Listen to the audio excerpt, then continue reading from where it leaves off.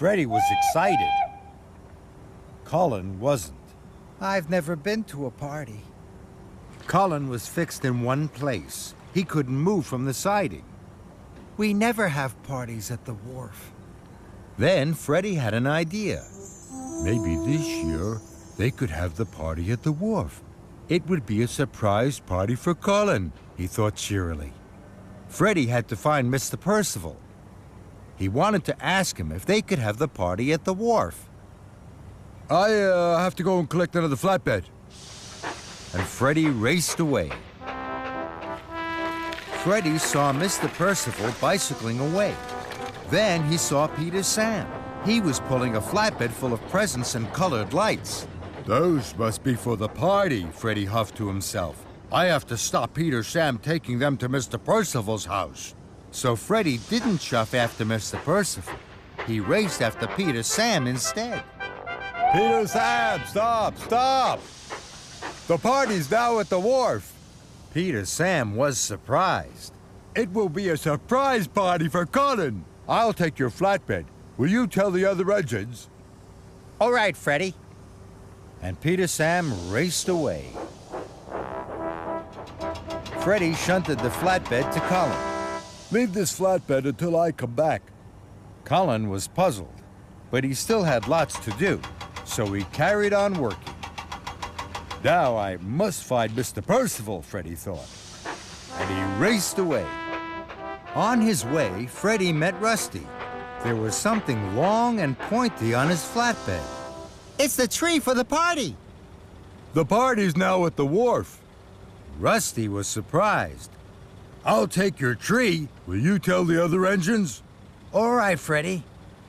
And Rusty raced quickly away. Freddy puffed and huffed to Colin. Leave this flatbed until I come back. Colin was puzzled, but Colin still had lots of other work to do. So Freddy raced away. It was getting late, and Freddy still had not asked Mr. Percival if they could have the party at the wharf. At last, Freddy puffed up to Mountain Village Station. But Mr. Percival wasn't there. Mr. Percival's already gone back to the wharf. Oh no, I must puff back as quickly as I can. At the wharf, the two flatbeds were still waiting to be unloaded. Mr. Percival was cross. Please, unload these at once. Freddy had told Colin to wait for him, but Colin didn't want Freddy to get into trouble. Yes, sir. Then Mr. Percival went to look for Freddy.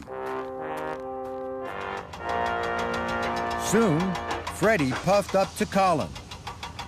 I waited for you, but Mr. Percival told me to finish the job. It's all done now. He was very pleased. Freddy looked down at the canal. He wasn't pleased at all.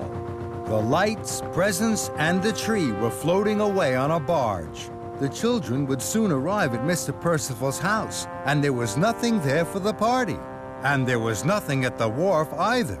Now no one will have a party, Freddy huffed to himself. and I still haven't found Mr. Percival. He felt terrible. I must stop the barge. Then Freddy saw Mr. Percival. He knew what he had to do. Freddy chuffed over to see Mr. Percival. Where have you been? Freddy told him all about his idea to have the party at the wharf. It was a surprise for Colin, sir. Colin has never been to a party. Mr. Percival thought having the party at the wharf was a very good idea. But you should have asked me first. Oh, yes, sir. If I work quickly, I can still put everything right. All right, Freddy, but hurry now. Freddy raced to catch up with the barge. He called out to the bargeman. Stop! Please turn around and go back to Colin. All right, Freddy.